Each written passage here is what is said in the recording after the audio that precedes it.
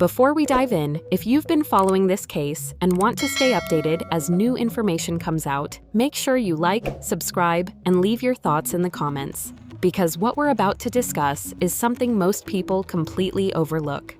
Now, there's one detail in the timeline of little Gus Lamont's disappearance that almost nobody talks about, yet it changes the entire understanding of this case. Everyone focuses on the moment Gus was last seen. Everyone focuses on the massive search that followed. But there's a small piece of the early timeline, a moment right before everything happened, that simply doesn't fit neatly with the rest of the story. It's the fact that Gus had been playing outside for roughly 30 minutes before his grandmother came back out to call him in. And that specific window of time is where the case stops making sense. Because in most disappearances involving a young child, something, anything, is usually left behind. A footprint trail, a dropped object, a direction of movement, disturbed dirt, something for trackers to follow. But here's what people overlook. Nothing from that 30-minute window has ever been explained. No evidence from that time frame has ever surfaced. And to this day, that is the part of the timeline that investigators still can't fully account for. This is the moment the case begins to drift away from the usual pattern, and why so many people believe something happened before Gus vanished that has never been properly understood. And once you notice this, the rest of the story hits very differently. Before we move deeper, it's important to break down exactly what we know. Not rumors, not assumptions, just the confirmed timeline leading up to the moment Gus vanished. According to the family and police reports, the last verified sighting of 4-year-old Gus Lamont came from his grandmother, Shannon. She saw him playing on a mound of dirt outside the homestead in the early evening. It wasn't unusual. He loved playing outside. He was comfortable in that environment. Nothing about that moment raised alarm, but here's where things start getting blurry. Shannon steps away, not for hours, not for an afternoon, but roughly 30 minutes. She goes inside. She does what many grandparents do, assumes the child is still right where she left him, but when she returns to call him inside, Gus is gone. And here's the part that feels so unsettling. There is no confirmed witness who saw Gus after that moment. No neighbor passing by, no worker on the station, no family member returning early. Nothing from the outside world that confirms his movements after that initial sighting. This means the entire case hinges on a single confirmed moment. A grandmother seeing her grandson playing in the dirt, just as he'd done countless times before. And then, a 30-minute void. No signs of struggle, no footprints leading away, no sound reported by anyone nearby. Now, this raises a critical question.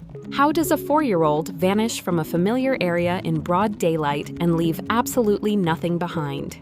Children Gus's age don't walk silently. They don't navigate danger discreetly. They rarely disappear in a way that gives investigators zero starting direction. But that's exactly what happened here. And this is why those final confirmed moments aren't just important. They're the foundation of every theory that comes after. Because if the last known moment is solid, then whatever happened next becomes the true mystery of the case. To understand how a child could disappear without leaving a single trace, we have to understand the land itself. Because the land is not just a backdrop in this case, it's a character. Oak Park Station is not a backyard. It's not a neighborhood park. It's not even a large farm. It's tens of thousands of acres of rugged outback terrain. Open paddocks, scrub, dips, rises, uneven ground, old tracks, and distances that feel endless when you're standing in the middle of them. This is a place where silence is normal, and where a person can walk a short distance and vanish behind a rise or a line of brush without being seen or heard. Even adults who grew up on the land say it's easy to lose your bearings. In fact, a close friend of the family said something striking. Shannon, the grandmother who's lived there most of her life, once got lost on the property herself. She had to turn off her motorbike to listen for Josie's engine just to figure out where she was. That's how disorienting the land can be. And now imagine a 4-year-old in that environment. A child who doesn't understand distances. A child who wanders with curiosity, not caution. This is where the distance problem becomes critical. Because on one hand, the size of the property makes it possible for a child to wander far enough to go out of sight quickly. But on the other hand, if Gus truly walked off, why didn't the largest search operation in South Australia's recent history find even a single trace? Not a footprint, not a scrap of clothing, not a disturbed patch of soil. The terrain makes wandering possible, but it also makes evidence unavoidable. You cannot cross that land without leaving something behind, especially as a child. And this is why investigators, locals, and even experienced trackers began to question whether distance alone could explain his disappearance. Because the land may be vast, but even vast land usually tells a story. In Gus's case, the land stayed silent. Now we move into a part of the story that deserves much more attention than it usually gets. The family timeline leading up to the moment Gus vanished. Because sometimes the key to a disappearance isn't found at the moment someone goes missing, it's found in the hours before. Here's what is publicly known. On the day Gus disappeared, his mother, Jessica, and grandparent Josie were reportedly 10 kilometers away from the homestead, out on motorbikes searching for sheep. That's a considerable distance. We're not talking a quick walk away. We're talking an entire landscape away. Back at the property, Gus was in the care of his grandmother, Shannon. So we have 3 separate movements happening at the same time. 1. Jessica and Josie, far from the house, working the station. 2. Shannon, at the homestead, the only adult present with the children. 3. Gus and little Ronnie, at home. Now, at first glance, nothing about this seems unusual for remote station life. Families split duties all the time. People go out to manage sheep, fix fences, check paddocks. That's normal. But in missing persons investigations, normal doesn't mean irrelevant. Because the moment you have multiple people in different places, you also have multiple timelines, and investigators must piece them together with precision. Here's what stands out. 1. The timing of the sheep search. Why were Jessica and Josie 10 cameras away at that specific time? Was this a planned task? Was it routine? Was it unexpected? We don't know, but timing matters. 2. The gap in communication. When they left the homestead, did they check in? Did they have phone reception? Did anyone know exactly when they went out and when they expected to return? These may seem like small details, but small details decide timelines. 3. The care responsibilities. Shannon was reportedly the only adult on site when Gus disappeared. This is important not for blame, but for sequence. Every movement she made, even the tiniest one, stepping inside, looking away, walking around the yard, becomes part of a minute-by-minute reconstruction. 4. The overlap.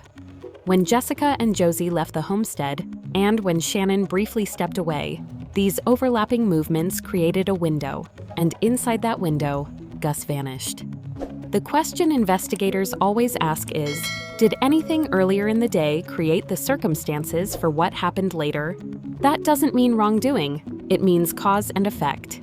Because sometimes, the key to understanding a disappearance isn't found in the moment someone is last seen. It's found in the hours that set the stage. Up until this point, everything happening on the property seems normal. People working, kids playing, a typical day on a remote sheep station. And then, in a moment that lasts only seconds, everything changes. Here's the part of the timeline everyone agrees on. Gus's grandmother, Shannon, returns to the homestead and calls out for the children to come inside. Ronnie comes. Gus doesn't. Now, in most situations, this wouldn't even raise concern yet. Kids get distracted, kids hide.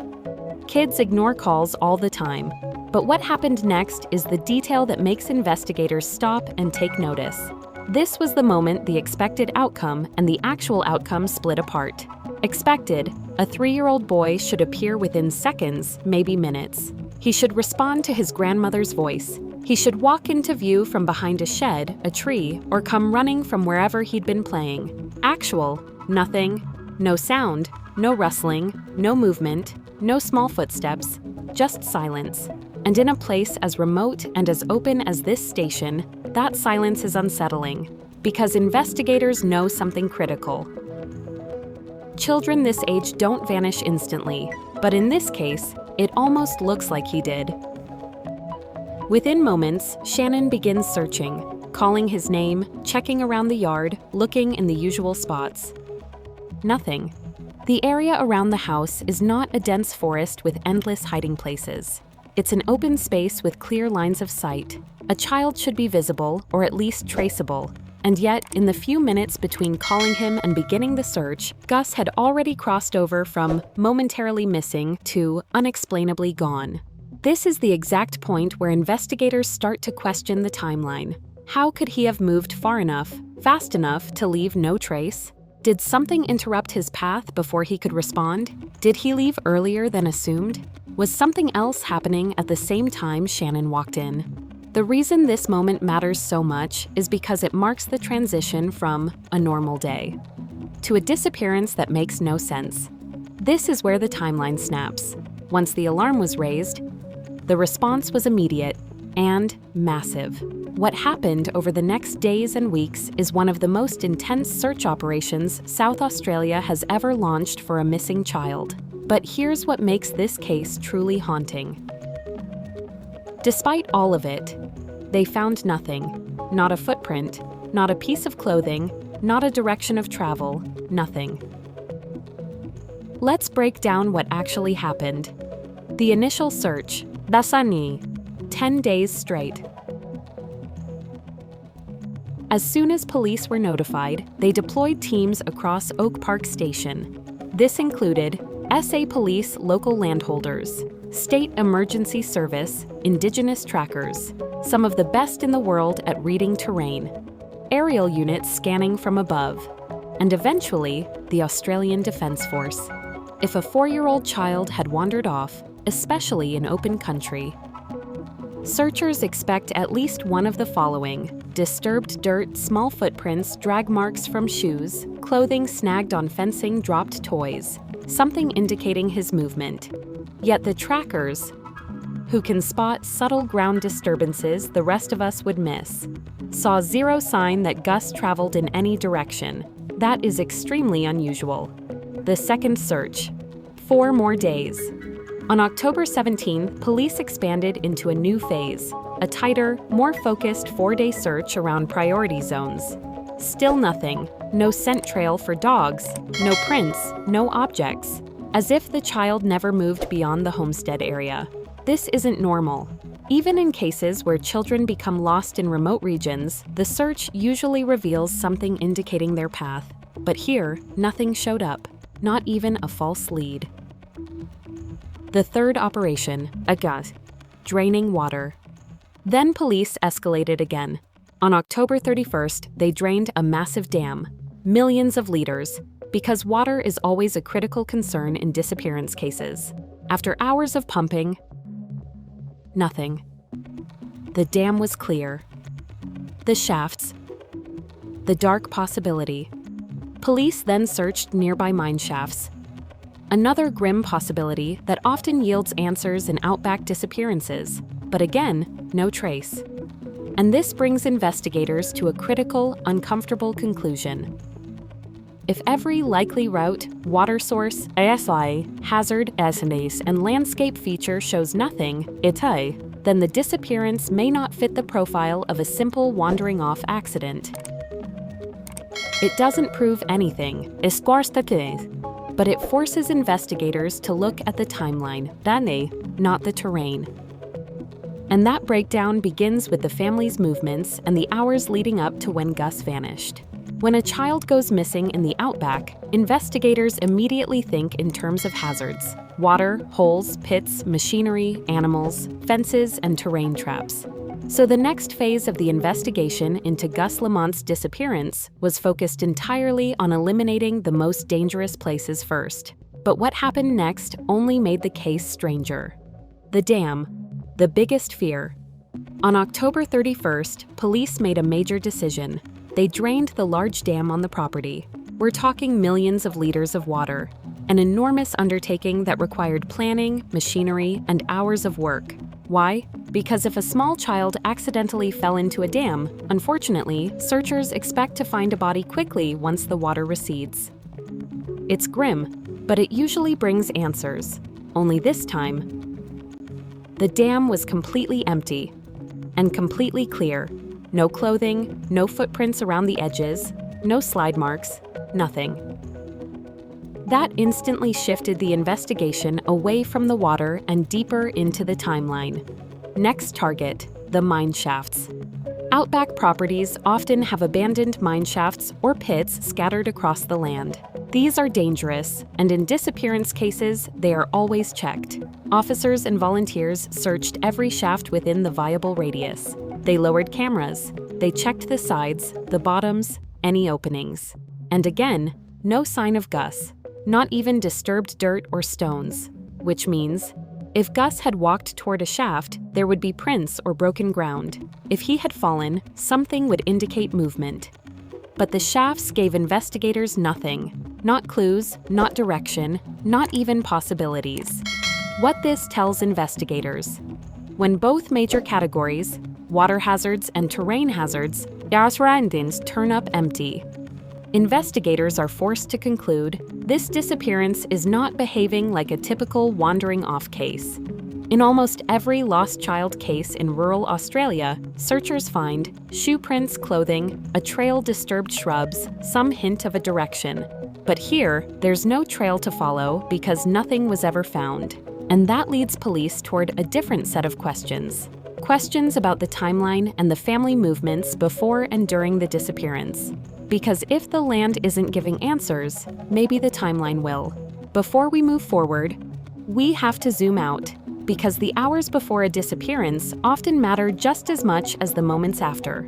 And in Gus Lamont's case, the family setup on the day he vanished raises important context. Not accusations, not blame, just facts that shape the environment investigators were working with. The living arrangements. Gus lived on Oak Park Station with several family members: his grandmother Shannon Murray, his grandparent Josie, who is a transgender woman, his mother Jessica, and his baby brother, Ronnie. This isn't unusual for Outback families. Multiple generations often live and work together on the same property. But it does mean there were several intersecting responsibilities on the day Gus vanished. And on September 27th, those responsibilities pulled people in different directions. The mother and grandparent. 10 km away. When Gus disappeared, his mother Jessica and Josie weren't at the homestead. They were out on the bikes, reportedly checking on sheep about 10 kilometers away. That's a significant distance, far enough that they couldn't hear or see anything happening at the house. And importantly, Gus didn't know they were coming back anytime soon. This creates a critical detail. A child who thinks their mom is somewhere out there might try to look for her. This is exactly what a family friend suggested, that Gus may have wandered off, trying to find Jessica. But whether this theory fully fits the physical evidence, that's something investigators still have to weigh. The grandmother, home with Gus. Shannon was the last confirmed person to see him.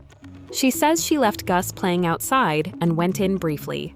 Only 30 minutes passed. But in the Outback, 30 minutes is a long time for a small child to move, if he actually moved. And that's the tension in this case. The timeline says he had time to wander. The land, the searches, and the lack of physical evidence say he didn't. The father, 2 hours away. Then there's the father, Joshua Lamont. He wasn't at the station. He wasn't involved in the day's activities.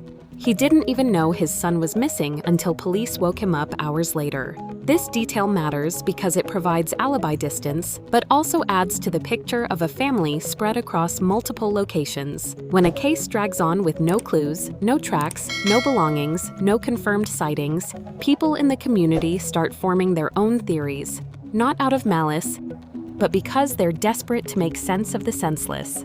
And there's one theory about Gus that you'll hear more than any other in the Outback. A theory locals whisper because, on the surface, it sounds simple, but underneath, it raises even more questions. The theory: he went looking for his mom. Friends of the family and people who know the land have suggested that Gus, being only 4 years old, might have wandered off to find Jessica, his mother. Think about it from a child's perspective. He knew she wasn't inside the house. He knew she was somewhere out there on the property. And to a child, distance doesn't mean anything. A 4-year-old doesn't understand 10 kilometers. They only understand, Mom is outside. So locals believe he may have walked down a familiar path, followed the direction he'd last seen her go, or simply picked a direction and kept walking. And because this station is so vast, with uneven ground, tall grass, gullies, and hidden dips, a tiny child could disappear from sight in seconds. Why this theory makes sense? There's history behind it. Even Shannon and Josie, grown adults, once got separated and nearly lost on the same property. When adults struggle, it's not hard to imagine a child becoming disoriented immediately. Plus, locals describe Gus as adventurous, happy to roam, but shy when spoken to. That combination can absolutely lead a child to wander without answering when called. Why the theory doesn't fully fit. But here's the part that bothers people. If Gus went looking for his mom, why didn't searchers find a single footprint, sock, toy, zanes, or direction of travel? Why didn't dogs track anything? Why didn't indigenous trackers pick up his movement? Not one confirmed sign. And that's what keeps this theory floating in a strange space. Half believable, half impossible. This is the part of the story most people skip. The part that almost never makes it into headlines or news reports. But investigators look at it every single time a child disappears. Because sometimes the key to a case isn't found after the moment someone vanishes. It's found in the hours leading up to it. And in Gus's case, there's a major gap right there that almost nobody talks about publicly. The question: what exactly happened in the hours before Gus disappeared? We all know the official timeline. Gus was playing outside near the house. His grandmother stepped away for around 30 minutes. She came back, and he was gone. But the hours before that moment, that part of the day is mostly a blur to the public. Where was everyone? Who last spoke to him? What was the mood in the house? Was anything unusual happening? Was he tired, upset, restless, happy? In cases like this, even tiny details matter. The family movement beforehand is complex. We know Jessica, his mother, and Josie were out 10 columns away looking for lost sheep. Shannon was home with the children. The father was 2 hours away and unaware anything had happened until police told him. These overlapping movements create a complicated timeline. Not suspicious, but complicated, because when a child disappears, investigators don't just look for clues on the ground. They look at patterns, behaviors, and events that happened earlier in the day. A child doesn't always wander for no reason. Sometimes something earlier triggers it. They become curious. They get scared. They're looking for someone. They feel like following. They want to explore, or nothing at all. Sometimes it's just impulse. But until the earlier part of the day is fully understood, there will always be this lingering question mark. Why this question matters? Because right now, the biggest mystery in this case isn't just how Gus disappeared. It's why he was out there alone long enough to vanish without a trace on a massive property where even adults get turned around. This isn't an accusation. It's simply the one angle almost nobody discusses openly, even though it might be the angle that explains everything, or nothing at all. And that's what makes it uncomfortable. Because sometimes the truth hides in the quiet hours before anyone realizes something is wrong. As this case moves deeper into its third month, one thing becomes crystal clear. Police are not treating this as a closed situation. Even without signs of foul play, the investigation is still active, still evolving, and still open. And that alone tells us something. Because usually, when authorities believe a child simply wandered off, the case quietly shifts into a long-term file. Searches stop, updates stop, public statements stop. But with Gus, we're seeing the opposite. South Australia police continue to revisit the property. They've drained a massive dam, researched mine shafts, conducted repeated aerial sweeps, re-interviewed family and volunteers, brought in specialists, trackers, and forensic experts. That means they are still looking for answers, and they believe answers still exist. Police have emphasized again and again, no evidence of foul play. The family remains fully cooperative. The case is still being pursued from multiple angles. And yet, despite all of that effort, there is still no sign of the little boy. Not a footprint, not a scrap of clothing, not a direction of travel, nothing. When an investigation hits this kind of dead end, it becomes one of the most difficult categories of cases. Not a solved disappearance, not an abduction, not an accident, just a silence. A silence that is now stretching into months. Now that we're months into this disappearance, let's lay out the biggest unresolved issues, the things that still don't fit neatly into any explanation. Because when you place the entire timeline side by side, some parts simply refuse to make sense. Unanswered question number 1. How does a child vanish in 30 minutes without leaving a single trace? This is still the core mystery. Kids leave signs, footprints, drag marks, dropped toys, or even disturbed vegetation. But in Gus's case, nothing. It's as if he simply stepped off the property and the world swallowed the trail behind him. Unanswered question number 2. Why did none of the massive searches pick up even a direction of travel? Ground crews, air crews, drones, thermal imaging, and eyes. Everything modern search teams use was brought in.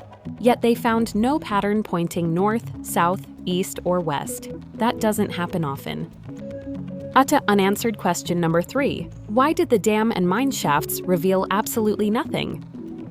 These were some of the biggest concerns early on. Police drained 3.2 million liters of water, searched shafts, and combed through thick vegetation. Still nothing. If Gus did wander into one of these hazards, signs should exist, but the searches came up empty. Unanswered question number 4. Does something earlier in the day explain what came after? This is the part most people never examine.